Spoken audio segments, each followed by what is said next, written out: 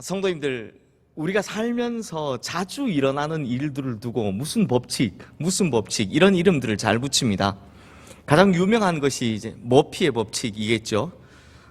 예를 들면 마트에 가서 장 보고 계산하려고 줄을 딱 섰는데 하필 내가 선 줄이 제일 느리게 줄어들 때, 그때 어떻게 합니까?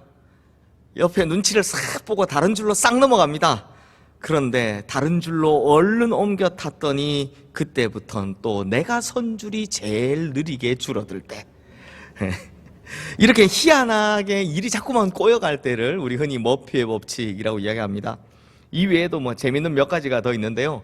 간단히 말씀을 드리면 편지의 법칙이라고 있더라고요. 어떤 좋은 문구, 딱 쓰고 싶은 말이 딱 떠올랐는데 그때는 이미 편지 봉투를 풀로 붙인 이후더라 라는 게 있고요. 또 질레트의 이사 법칙, 지난번 이사할 때 없어진 물건은 꼭 다음 이사할 때 보면 그때 나타나더라, 이런 게 있습니다. 그리고 이건 저도 많이 겪어본 건데요. 미게트의 일요목수 제3법칙이라고, 어떤 도구가 당장 필요하니까 막 한참 찾았습니다. 그런데 결국에는 찾지를 못해서 이거 잃어버렸나 보다 하고 새로 사 왔는데, 그걸 새로 사 오자마자 그렇게도 못 찾았던 그게 바로 제 눈에 띌 때, 이야, 그래서 두 개가 생기는 거죠. 똑같은 게. 이런 법칙이 있더라. 마지막으로 호로위츠의 법칙이라고요. 라디오를 틀면 항상 내가 좋아하는 노래가 나오는데 그 노래의 끝부분이 나오더라. 이런 이야기들이 있습니다. 이런 경험들이 우리 성도님들에게도 많으실 거라 생각이 됩니다. 그런데 성도님들, 이렇게 농담식으로 하는 법칙 말고요, 진짜 우리 인생에서 반드시 경험하는 법칙이 있습니다. 무엇이냐? 바로 인과의 법칙입니다. 어떤 원인에 의해서 그에 대한 결과가 따라오는 것, 원인과 결과, 바로 인과의 법칙이죠. 대표적인 것이 공부 열심히 하면 좋은 성적 받는다라는 겁니다. 공부를 하나도 안 하고선 좋은 성적 받길 기대하는 거, 하나님 저 공부 안 했는데 이번 성적 잘 나오게 해주세요, 이건 도둑놈 심보죠. 원인 없는 결과가 있을 수 없고요, 또 모든 결과에는 반드시 그에 합당한 원인이 존재한다는 겁니다.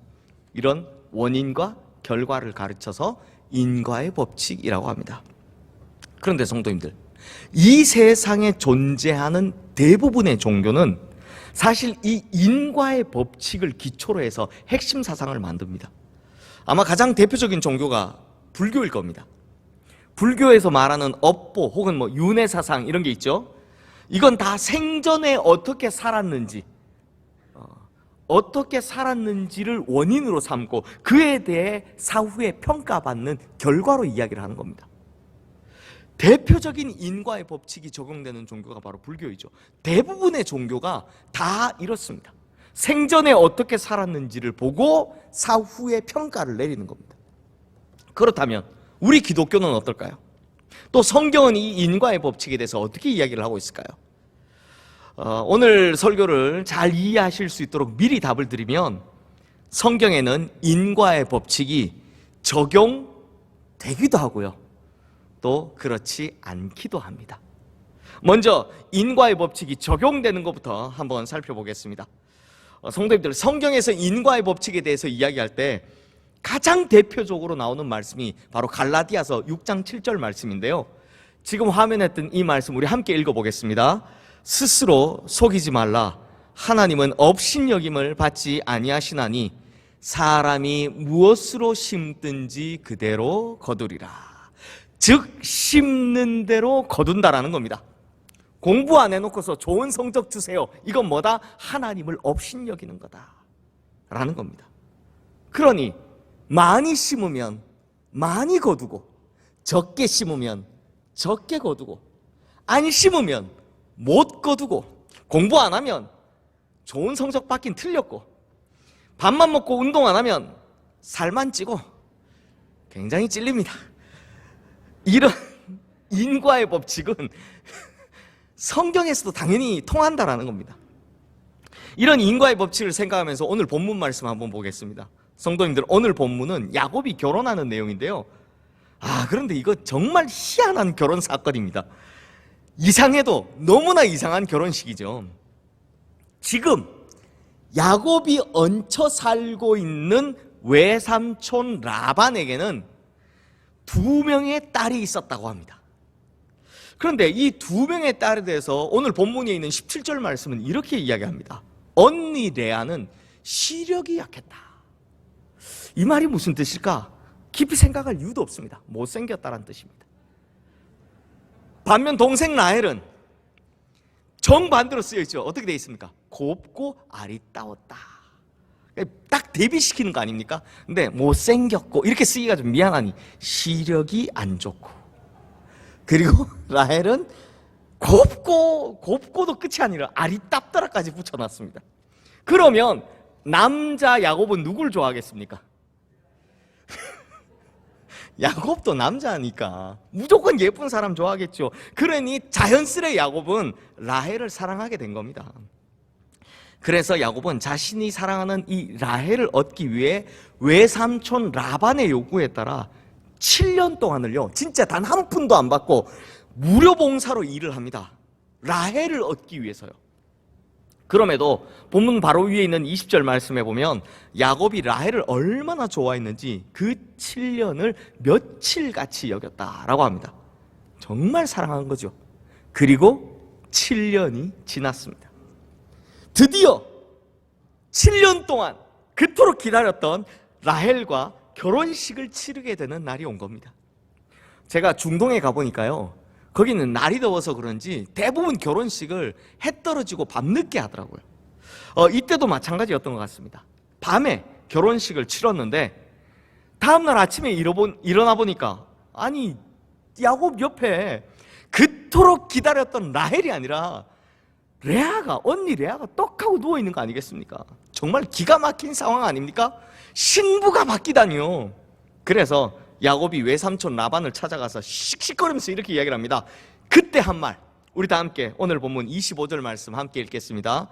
야곱이 아침에 보니 레아라 라반에게 이르되 외삼촌이 어찌하여 내게 이같이 행하셨나이까? 내가 라헬을 위하여 외삼촌을 섬기지 아니하였나이까? 외삼촌이 나를 속이심은 어찌됨이니까? 그런데 성도님들, 우리는 여기서 야곱이 한 말 중에 딱 주목해서 봐야 할 말이 있습니다. 방금 읽으신 지금 화면에 보이는 이 25절 말씀의 맨 마지막 부분, 야곱이 뭐라고 합니까? 외삼촌이 나를 속이심은 어찌됨이니까? 어떻게 된 일입니까? 왜 나를 속였습니까? 그런데요, 사실 이 말은 야곱이 할 수 있는 말이 아닙니다. 정확히는 야곱이 할 말이 아닙니다. 성도님들, 지금 야곱이 지금 대체 왜 외삼촌 라반의 집에 와 있는 겁니까? 아버지에게 거짓말하고 속임수로 형의 축복을 가로채서 형의 축복을 도둑질하는 바람에 형에게 잡히면 맞아 죽을까봐 그 멀고도 먼 외삼촌 집까지 지금 도망쳐와 있는 거 아닙니까? 그렇죠. 야곱은요, 성향 자체가 목적이 이끄는 삶입니다. 좋게 말해서 그렇고요, 목표 위주의 인생이었습니다. 그래서 자신이 목표를 이루고자 하는 일에 있어서는 수단과 방법을 안 가리는 겁니다. 크리스찬은요, 하나님의 사람은요, 목표를 이룰지라도 수단과 방법을 정확히 가려서 해야 되는데 야곱은 그렇지 않았습니다. 장자의 축복이라는 이 목표를 이루기 위해서 거짓말도 속임수도 꺼리낌 없이 사용해 왔던 거죠. 그런데 뛰는 놈 위에 나는 놈이 있다고, 다른 사람을 속이고 속여먹고 하더니 결국 자기를 속이는 더 대단한 사람이 나타난 겁니다. 즉 속이는 자가 드디어 속임을 당하게 된 겁니다. 성도님들, 이것을 인과의 법칙대로 말하면 야곱은 자기가 한 그대로 돌려받게 된 거죠. 자기가 행한 그대로 돌려받은 겁니다. 앞서 본 갈라디아서 6장 7절 말씀처럼 심은 대로 거둔 겁니다. 그런데 성도님들, 제가 성경에는 인과의 법칙이 적용될 때가 있고 또 그렇지 않을 때도 있다라고 말씀드렸지 않습니까? 자, 그렇다면 이런 인과의 법칙이 적용되지 않는, 인과의 법칙을 모두 다 초월해버리는 그것을 성경에서는 뭐라고 하느냐? 바로 기적이라고 합니다. 기적. 오늘 본문의 결혼 사건, 우리가 이제 본문이 길어서 뒤는 못 읽었는데요, 뒤이어 나오는 내용을 쭉 살펴보면 야곱의 인생에서 첫 번째로 기적을 경험하는 사건이 나옵니다. 그런데 이 사건은요, 모두들 다 아시는 사건입니다. 근데 좀 이상하게 대부분 이걸 기적이라고 생각을 안 하시더라고요. 뭐냐? 바로 요셉의 탄생입니다. 성도님들, 우리가 보통 아이를 가지지 못해서 고생하시는 불임 가정에 아이가 생기면 뭐라고 이야기합니까? 대부분 야, 정말 기적 같은 일이 일어났다, 이렇게 이야기하지 않습니까? 여기도 마찬가지입니다. 야곱은 결국 레아와 라헬 둘 다 모두를 아내로 맞이했는데 이상하게도 레아는 순풍산부인과입니다. 자식을 막 쑥쑥 낳는데 반해서 라헬은 자식을 하나를 얻지를 못하는 겁니다. 그런데 어느 날 기적이 일어난 겁니다. 다음 장인 창세기 30장 20절 말씀에 보면 하나님께서 라헬의 간절한 소원을 들으시고 드디어 하나님께서 라헬의 태를 열어주셨다고 합니다. 별의별 약도 먹어보고 무슨 방법을 다 써봐도 소용이 없더니 드디어 기적이 일어났다는 겁니다.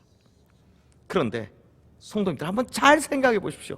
라헬이 뭔가를 잘해서 이 아이를 얻은 겁니까? 아니죠. 그냥 하나님께서 베풀어 주신 겁니다. 그냥 하나님께서 베풀어 주신 겁니다. 그러므로 성도님들, 기적은요, 원인과 결과라는 인과의 법칙에 얽매이는 것이 아닙니다. 기적은 그냥 하나님께서 베풀어 주시는 겁니다. 그러므로 기적은 할 수 없는데 이루어진 사건, 자격이 없는데 베풀어진 사랑, 즉 아무런 대가 없이 베풀어 주시는 하나님의 은혜라는 겁니다. 은혜가 곧 기적이라는 겁니다. 근데 성도님들, 중요한 것은 바로 여기서부터입니다. 이 기적의 결과가 뭐였습니까? 새로운 생명이었습니다. 그것도 하나님의 구원의 역사에서 너무나도 결정적인 역할을 하는 요셉이 태어났다는 겁니다. 그러므로 아이를 낳을 수 없었던 라헬의 태를 만져주시는 기적을 통해 이렇게 간절한 여인을 위로했다. 이건요, 진짜 작은 이유이고요, 사실은 하나님께서 하나님의 구원의 역사를 전개해 나가시기 위해 구속사에 꼭 필요한 인물인 요셉을 기적적으로 태어나게 하신 것이다. 이게 진짜 이유인 겁니다. 그러므로 하나님의 구원의 역사에 큰 역할을 하는 요셉이 기적적으로 태어났다 하는 것, 이건 우리에게도 부여하는 의미가 참 큽니다. 왜냐? 성도님들, 제가 질문 한번 해볼까요? 성경 전체에 나오는 많은 기적이 있습니다. 그 기적 중에 최고의 기적이 뭔지 아십니까? 성경에 그렇게 많이 나오는 기적 중 최고의 기적, 그건, 성경에 나오는 기적 중 최고의 기적은 바로 구원입니다. 구원받을 수 없었던 우리가 구원받게 된 것, 죽을 수밖에 없던 우리가 새로운 생명을 얻게 된 것, 이것이 기적 중의 기적이고 최고의 기적이다라는 겁니다. 그런데 성도님들, 할 수 없는데 이루어진 기적, 자격이 없는데 베풀어진 사랑, 이것을 성경에서 뭐라고 한다고요? 바로 은혜입니다. 은혜. 그러므로 은혜가, 우리가 흔히 말하는 은혜가 사실은 인과의 법칙을 초월하는, 이 세상의 법칙을 초월하는 기적이라는 겁니다. 왜 그런가 한번 보십시오. 인과의 법칙은 반드시 심는 대로 거두는 것이지만 은혜는 받을 자격이 없는데도 불구하고 거저 베풀어 주는 것이기 때문입니다. 그래서 에베소서 2장 8절 말씀은 은혜에 대해서 이렇게 말씀합니다. 우리 화면에 뜬 이 말씀 함께 읽겠습니다. 너희는 그 은혜에 의하여 믿음으로 말미암아 구원을 받았으니 이것은 너희에게서 난 것이 아니요 하나님의 선물이라. 은혜는 하나님이 그저 주신 선물이라는 겁니다. 사랑하는 성도님들, 다른 종교가 말하는 인과의 법칙으로 치면요, 우리는 모두 다 죽어야 할 존재들입니다. 또 제대로 하면 축복이고 제대로 하지 못하는 저주라는 법칙이 있는 율법에 담겨있는 인과의 법칙에 따르면 당연지사 우리는 축복의 사람이 아니라 모두 다 진노와 저주의 대상이 되었어야 할 존재들입니다. 그런데 하나님께서 은혜를 베풀어 주심으로 우리는 인과의 법칙을 초월한 구원을 얻게 되었다, 새 생명을 얻게 되었다는 겁니다. 그러므로 구원이라는 것이요, 우리가 그냥 이제는 너무나 익숙해져 버린 이 구원이라는 것이요, 우리 생에 일어날 수 있는 가장 큰 기적이라는 겁니다.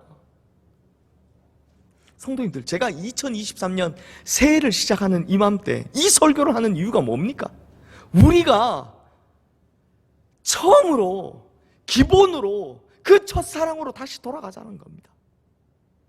그러므로 성도님들, 아무런 자격도 없고 조건도 안 되기에 죽을 수밖에 없는 죄인인 우리인데, 그런 우리를 버리지 않으시고 이 죄인 살리기 위해 은혜라는 기적을 베풀어 주신 우리 하나님께 다시 한번 감사할 줄 아는 우리 성도님들 되시기를 주님의 이름으로 축원합니다. 이제 말씀을 마무리하겠습니다. 성도님들, 은혜가 일으키는 진정한 기적이 뭔지 아십니까? 은혜가 기적인데 그 은혜가 일으키는 기적 중에도 진짜 기적이 뭔지 아십니까? 바로 변화입니다. 우리 성도님들 혹시 프랑스의 대문호인 빅토르 위고가 쓴 레 미제라블이라는 소설 아십니까? 프랑스의 6월 항쟁을 다룬 굉장히 긴 장편 소설인데요, 아마 이 소설의 제목은 낯설지라도 이 소설의 주인공 이름은 다들 잘 아실 겁니다. 주인공 장발장입니다. 제가 어릴 때는 이 레 미제라블이 워낙 긴 소설이다 보니까 다 이게 번역이 못 되고요, 장발장이라는 제목을 가지고 요 앞부분만 번역돼서 편집돼서 나왔는데요, 그래서 이 앞부분의 내용들은 대부분 잘 아실 거라 생각이 됩니다. 거기 보면 세 사람이 등장하죠. 첫 번째, 주인공인 장발장, 그리고 이 장발장을 쫓아다니는 자베르 경관, 그리고 미리엘 신부님. 내용이 이렇습니다. 아버지를 잃고서 배고픔과 추위에 떨고 있는 7명의 조카들을 보다 못해서 조카들 먹이려고 장발장이 빵 하나를 훔칩니다. 그런데 빵 하나 훔쳤다는 죄목으로 체포된 장발장이 19년 동안이나 감옥 생활을 하게 됩니다. 그렇게 19년 후에 감옥에서 나오기는 했지만 세상은 이 범죄자 장발장에게 너무나 차갑고 냉대합니다. 빵 한 조각 건네주는 사람이 없고 잠잘 곳, 쉴 만한 곳조차 내어주는 사람이 없습니다. 그러다가 만나게 된 분이 바로 이 미리엘 신부님이죠. 하지만 이분만은 장발장을 정말 따뜻하게 대해줍니다. 그런데 이 장발장 어떻게 합니까? 미리엘 신부님이 자기에게 베풀어준 은혜도 까먹고 그날 밤 교회에 있는 촛대를 훔쳐다가 막 달아나게 되죠. 하지만 얼마 못 가서 자베르 경관에게 붙잡혀온 장발장. 자베르 경관은요, 이 미리엘 신부님 앞에서 너 이 은촛대 여기서 훔친 거 맞냐? 라고 막 추궁을 하죠. 그런데 이 미리엘 신부님이 뭐라고 합니까? 그 은촛대는 내가 선물한 겁니다. 끝까지 장발장에게 은혜를 베풉니다. 이런 괘씸한 놈, 내가 은혜를 베풀었더니 나에게 이런 짓을 해, 이게 아니라 끝까지 은혜를 베풉니다. 그 은촛대 제가 선물한 거니까 가져가게 하세요. 끝까지 베푸는 은혜. 그 모습의 장발장은 큰 감동을 받고 완전히 새 사람으로 변하게 됩니다. 그렇게 변화된 장발장, 열심히 일해서 사장님이 되고, 또 이후에 가난으로 인해 신음하는 사람들 돈 많이 벌어서 여러 사람들을 도와줘서 모든 사람들에게 존경을 받게 되고 결국 시장까지 당선되게 되는 거죠. 성도님들, 여기까지 대문호였던 빅토르 위고가 우리에게 말하고자 하는 것이 무엇이었을까요? 바로 사람을 변화시키는 것은 끝까지 베푸시는 은혜다라는 겁니다.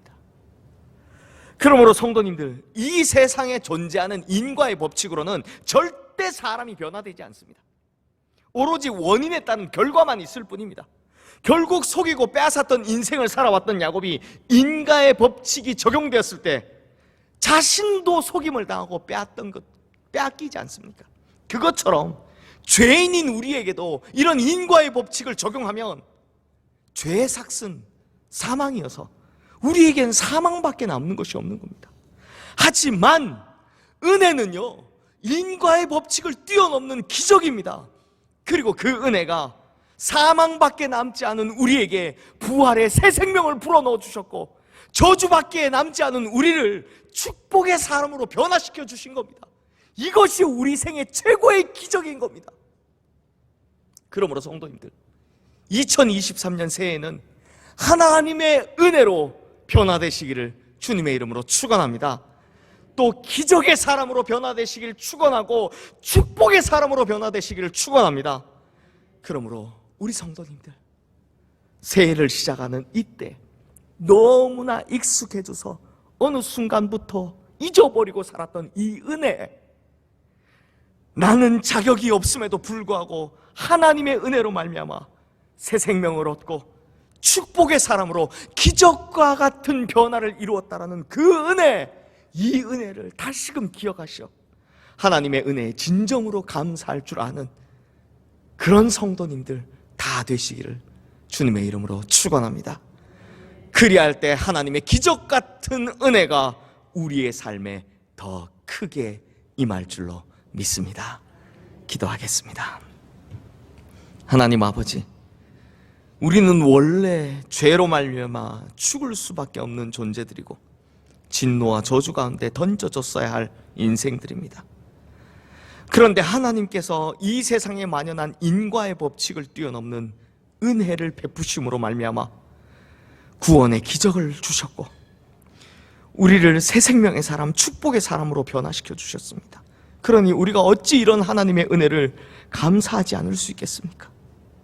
어찌 이런 하나님의 은혜를 잊어버릴 수 있겠습니까? 그런데 우리는 너무나도 이런 은혜가 마땅한 것처럼 생각해 왔습니다. 그래서 구원은 당연한 것처럼 생각했고 더 많은 축복을 달라고 오히려 때만 써왔습니다. 하지만 오늘부터는 우리가 진정으로 하나님께 감사하고 그 감사로 말미암아 더 놀라운 축복의 문이 열리는 것을 경험하게 하여 주시옵소서. 하나님의 은혜로 말미암아 더 큰 변화를 이루게 하시고 더 큰 축복을 받는 인생, 또한 그 은혜를 나누고 나누어 이 세상도 변화시키며 이 세상을 축복하는 제사장으로서의 인생도 살아가게 하여 주시옵소서. 우리를 사랑하시어 아무런 대가 없이 그저 은혜만을 베푸신 우리 주 예수 그리스도의 이름으로 기도드리옵나이다. 아멘.